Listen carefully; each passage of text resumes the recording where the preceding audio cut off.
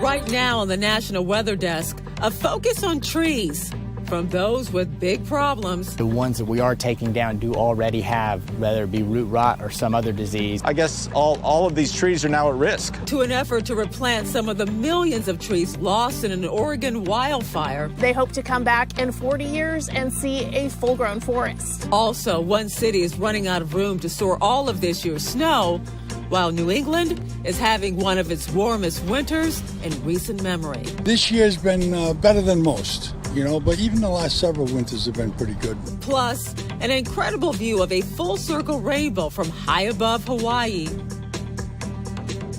From our nation's capital, this is the National Weather Desk. Good morning, everyone, and welcome to the National Weather Desk. I'm Angela Brown. There was heavy rain in the south over the weekend, with some areas seeing as much as 4 inches of accumulation. This was a scene in Mississippi where heavy rains mixed with sleet caused slick roads. This car slid off 120 in central Mississippi, where a flood warning is still in effect. And in Georgia, a weekend of snow saturating rain soaked the region as well. While they escaped massive widespread damage, they did have an example of what can happen when lots of steady rain falls in a very short time frame. George Lloyd has a story from Crawford County, just southwest of Macon. What should be a solid highway, now part rushing river. On Causey Road in Crawford County, an overload of water brought by a weekend of steady rainfall that averaged 2 inches in 24 hours proved too much for this crossing at Hammett Branch. Just a casual glance at the swamp area here behind me doesn't seem to indicate too much water, but it appears that the water moving so fast through the pipe under the road caused the earth under it to give way. Notice how parts of the asphalt road barely cling to the rain-soaked ground, while other large portions of the highway gave way and fell directly into the mud and water.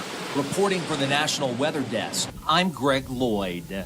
And now to a community just south of Birmingham where some homeowners don't know what to do to stop land erosion. This is causing all sorts of problems, including falling trees. Excessive stormwater from a nearby creek may actually be to blame. Kyra Purvis has a story and learned it's a complicated matter of ownership. I just cannot have, I can sit around knowing that there's a tree going to come down one day and possibly hurt somebody or kill somebody, destroy a house, destroy a property. This has been the reality for many here in Shallow Ford Circle. A tree fell on Marsha Taylor's car a few months ago. It's scary, but there's others where, it's just a matter of a really strong wind, and it could happen again. Vestavia Hills City Council is aware of the problem, but council members say their hands are tied because the creek is on private property and no one knows who the owner is. Some residents have taken the issue into their own hands. Homeowner Danny Barrett has spent more than $5,000 cutting down unstable trees near his property. People are living across from those trees. 2 of them have already fallen. Regina Barrett pleaded with city leaders. What can you do to help this situation? Nobody wants to own up to owning any of this, and somebody owns this land, and somebody can do something about this, and we need some help. A burn scar in Oregon is in the process of transformation. Decades from now, the high school students who are helping plant Douglas firs will be able to say they played a role restoring the forest after wildfires in 2020. Christina Gardinelli tagged along with them as the students worked. 40 years from today, Salem High School students will have contributed to transforming this Beachy Creek burn scar into a thick Doug fir canopy.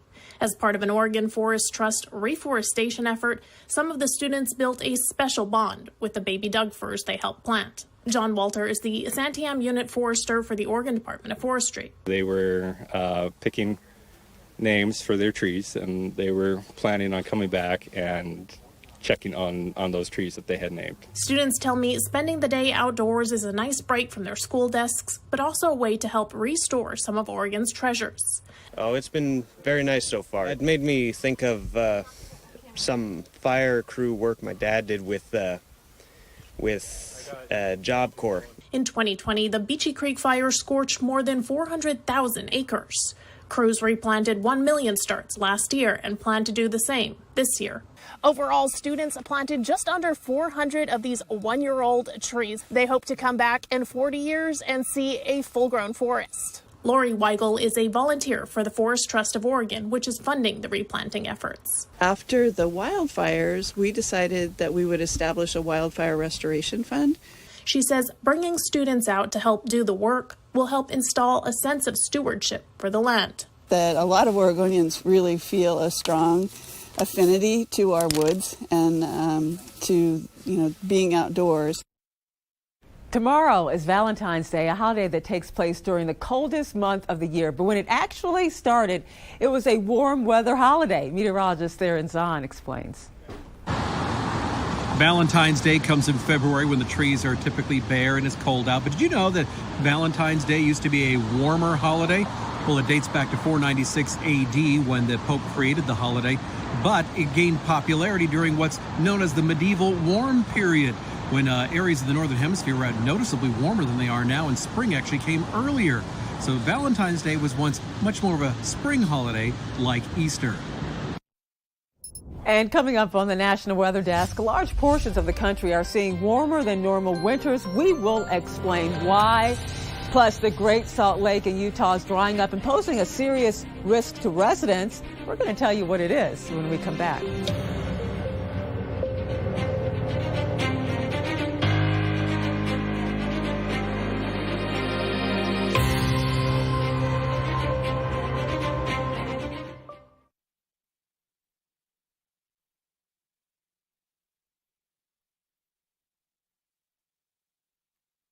Well, a very good Monday morning, everyone. I'm meteorologist Andrew Buck-Michael taking a look at your weather story across the Midwest.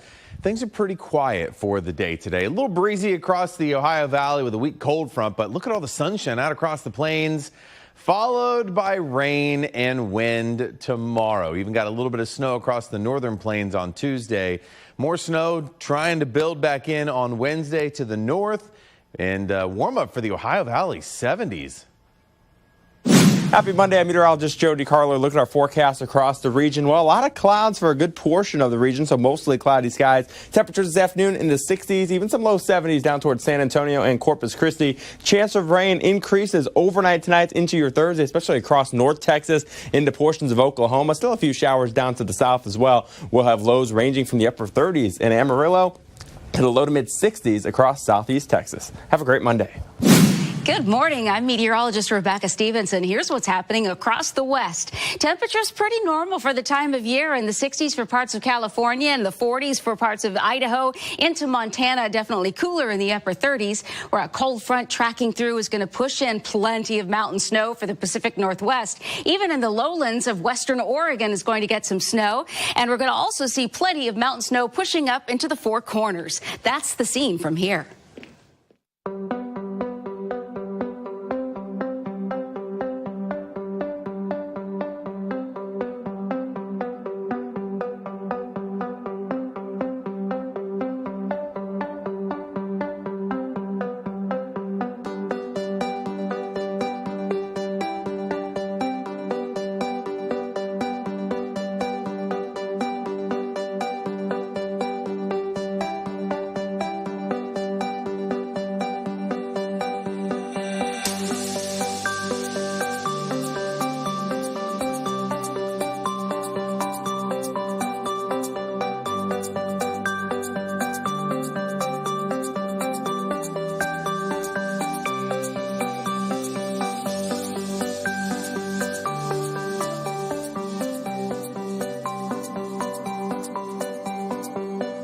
Weather Window, presented by the National Weather Desk.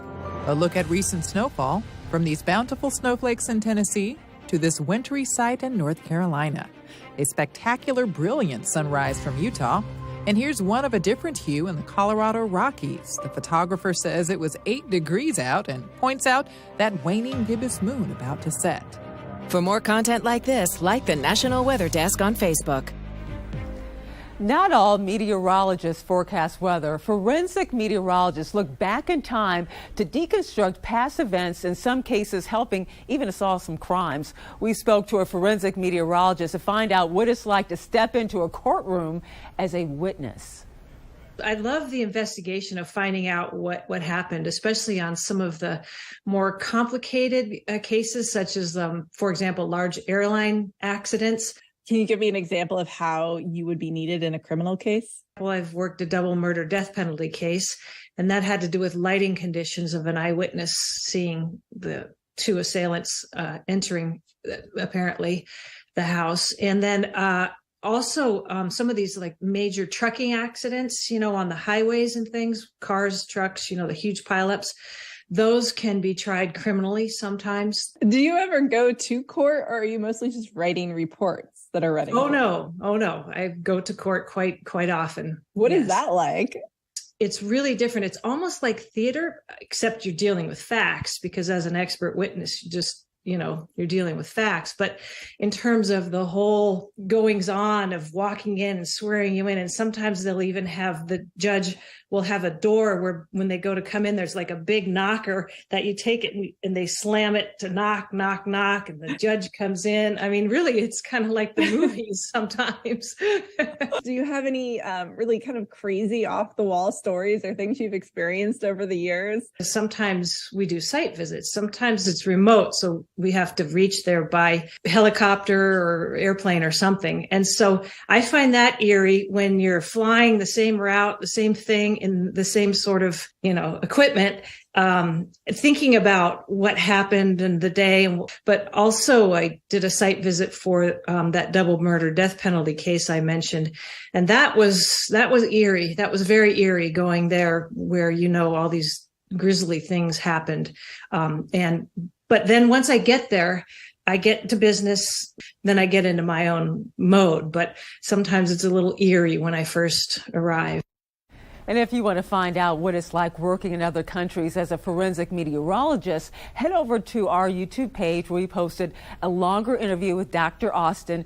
Just search the National Weather Desk and be sure to subscribe while you are there. Well, it doesn't take a forensic meteorologist to see that large parts of the country are dealing with drought. In fact, the Great Salt Lake in Utah is drying up. Some scientists say it may actually disappear altogether in less than a decade, but that could be changed. It could be turned around and saved with some emergency measures. Bill Weir reports from St. George, Utah.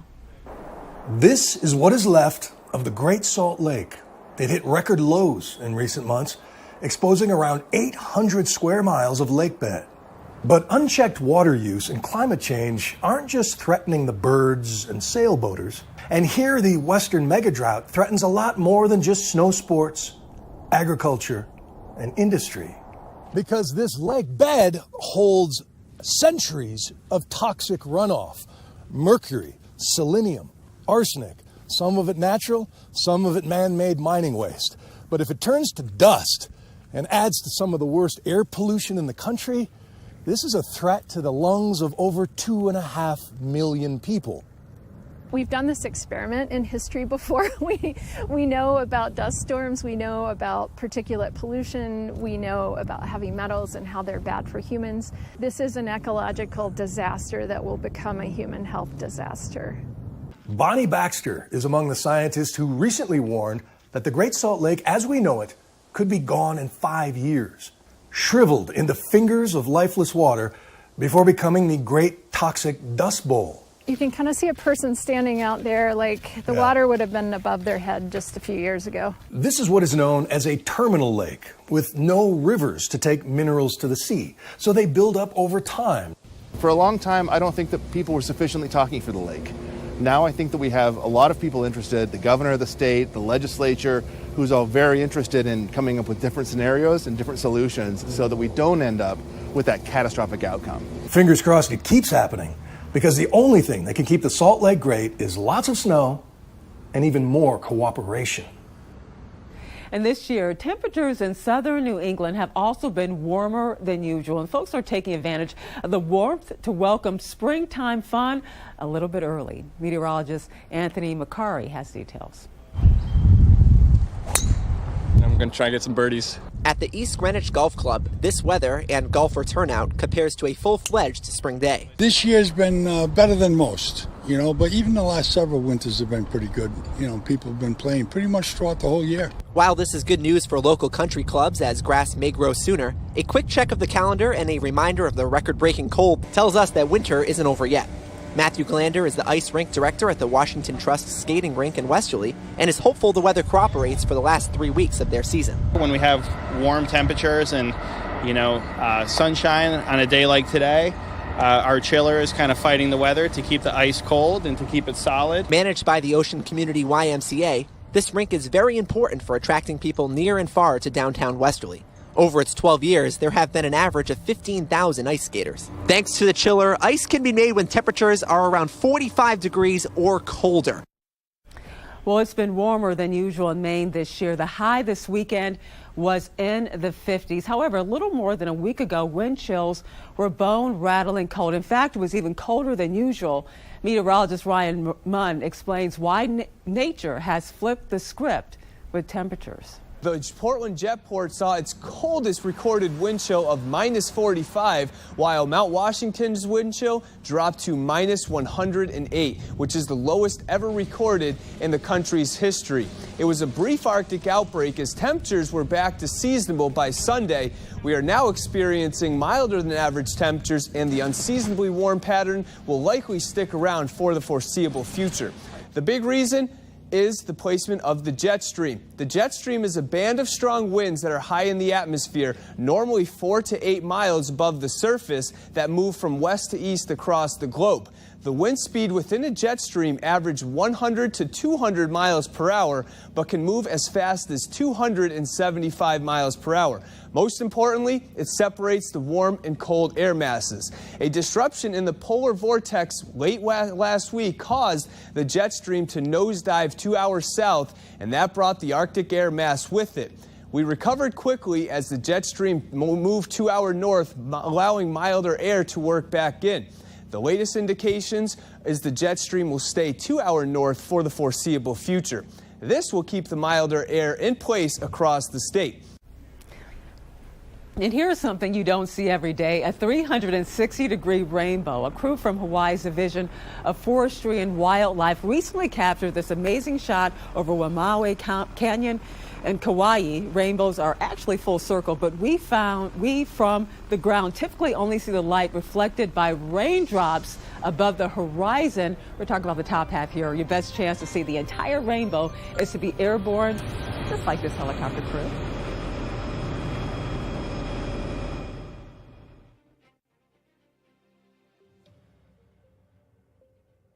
Hi, everyone. I'm meteorologist Charlie Lopresti with a look at the Northeast. A storm system is passing off to our south this morning. Southeastern Massachusetts stands the greatest chance for getting a little bit of wet weather. The trend will be for partial clearing. Look at the temperatures. They're all over the place. 30s, 40s, and even some 50s making an appearance. This is 2:30 this afternoon.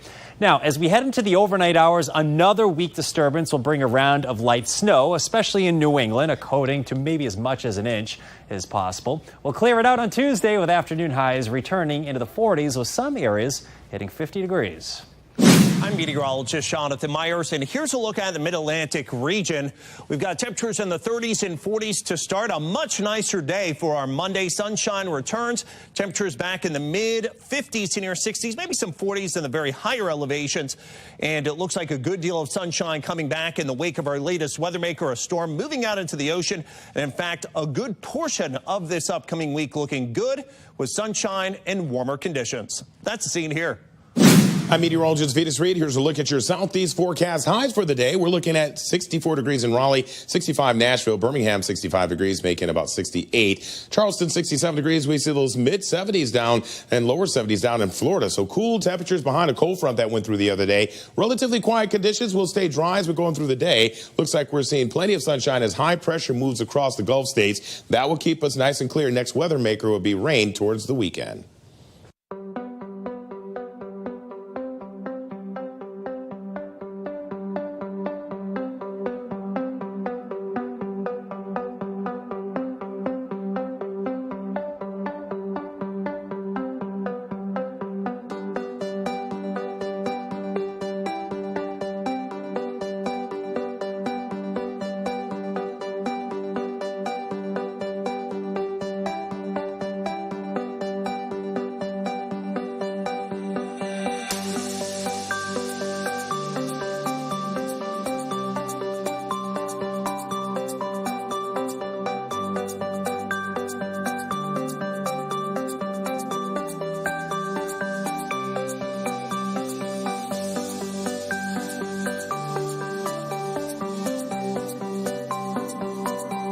You are watching the National Weather Desk.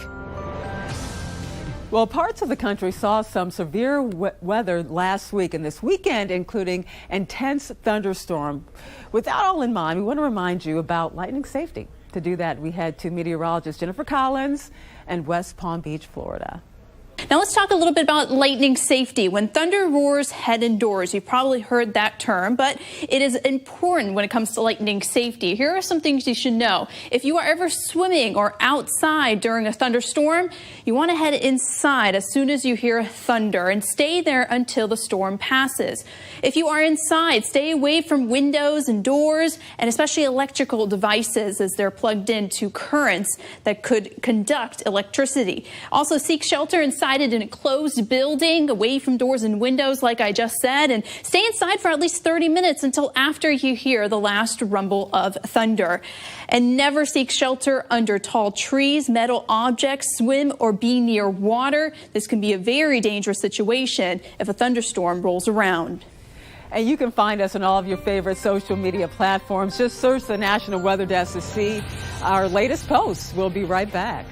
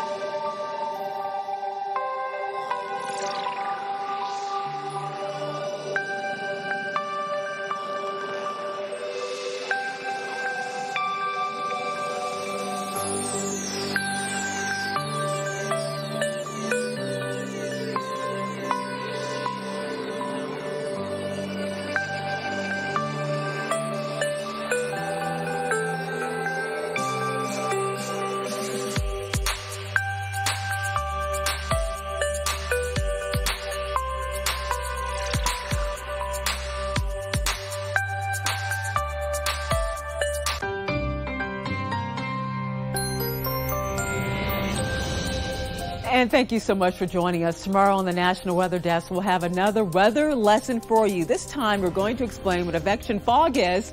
I'm Angela Brown. Make it a great Monday, and we will see you right back here tomorrow.